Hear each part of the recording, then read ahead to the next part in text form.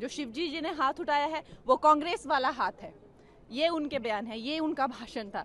तो खैर हम तो लोग हंस ही रहे थे। उन्होंने ये भी कहा कि जो अल्लाह की दुआ में हाथ उठाते वो भी कांग्रेस का हाथ है। महादेव के भक्तों की आस्था का मजाक उड़ाया गया है।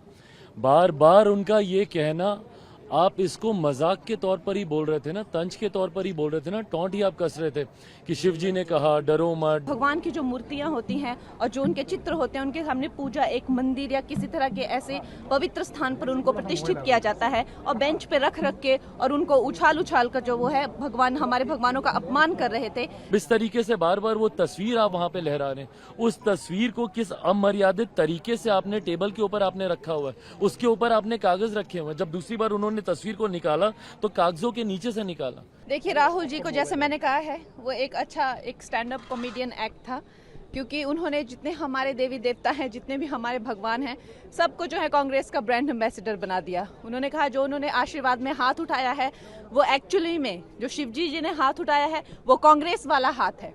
ये उनके बयान है, ये उनका भाषण था। तो खैर हम तो लोग हंस ही रहे थे। उन्होंने ये भी कहा कि जो अल्लाह की दुआ में हाथ उठाते वो भी कांग्रेस का हाथ है। तो आज जो भी हाथ उठाते हैं भगवान, उन्होंने सबको जो है कांग्रेस का प्रचारक बना दिया और उन्होंने कई आपत्तियां जताई। सबसे बड़ा उनका जो गिला शिकवा था प्रधानमंत्री जी से कि जब वो आते हैं, जब राजा साहब आते हैं, राजा बेटा जैसे मैं उनको बुलाती हूँ, तो वो प्रधानमंत्री जी जो है वो खड़े होकर उनको नमस्ते नहीं करते। तो ये उनका गिला शिकवा था। तो आप समझ सकते हैं किस तरह का वो स्टैंड अप कॉमेडी एक्ट था।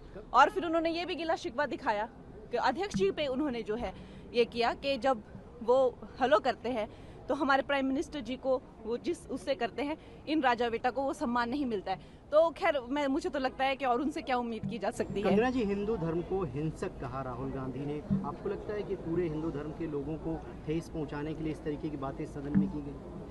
देखिए, जो उनका सारा ही भाषण बहुत आपत्तिजनक था। एक तो वो सारे प्रिंट आउट्स लेके आए थे, हमारे भगवान जो हैं शिव जी, उनको डेस्क पे रखा हुआ था।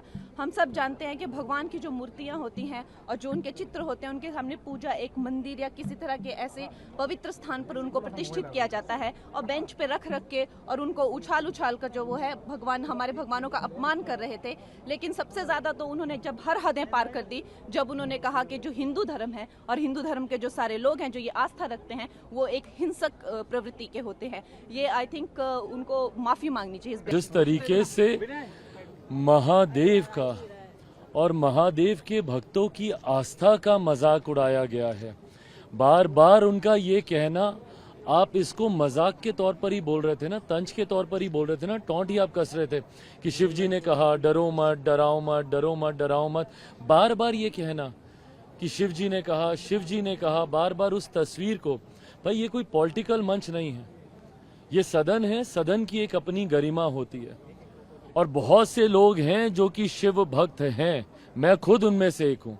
आप कीजिए ना, आप पॉलिटिकल, आपको जितनी आपको भाषणबाजी करनी आप कीजिए, नीतियों का जितना आपको विरोध करना आप कीजिए, पर इस तरीके से किसी के ऊपर पर्सनल टीका टिप्पणी करना और लोगों की व्यक्तिगत आस्था को ठेस पहुंचाना, ये कतई बर्दाश्त नहीं किया जाएगा। मुझे खुद उस वक्त, भाई मैं किससे छुपा है कि मैं हूं शिव भक्त।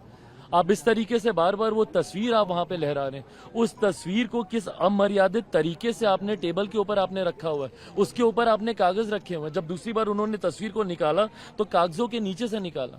भाई आस्था को ठेस पहुंचाता है। और उसके बाद जिस तरीके से व्यक्तिगत टीका टिप्पणी आप कर रहे हैं, प्रधानमंत्री जी मुस्कुरा नहीं रहे, स्पीकर साहब किसके सामने झुक रहे हैं, नहीं झुक रहे हैं, ये किस तरीके से राजनीतिक मर्यादा का परिचय है।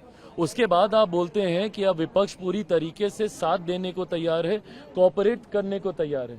इस तरीके से आप किसी के ऊपर व्यक्तिगत आरोप लगाकर, इस तरीके से व्यक्तिगत टीका टिप्पणी कर आप बोल रहे हैं कि आप कोऑपरेट कर रहे हैं। ये कतई सकारात्मक विपक्ष की भूमिका नहीं थी। आज मुझे नहीं पता कि राहुल जी को पता है कि नहीं कि एलओपी की क्या मर्यादाएं होती हैं, बट जिस तरीके से बिना किसी तथ्यों के आरोप लगाए गए, अग्निवीर को लेकर जिस तरीके से यहाँ पे टीका टिप्पणी की गई कि शहीद का दर्जा नहीं मिला, कोई मुआवजा नहीं मिला, अलग अलग विषयों पे बिना किसी तथ्यों के इन तमाम बातों को करना, मुझे नहीं लगता कि एक एलओपी की मर्यादा के तहत आता है। और लोकतंत्र की मर्यादा के तो कतई ये पूरी तरीके से ये उसके विरुद्ध है।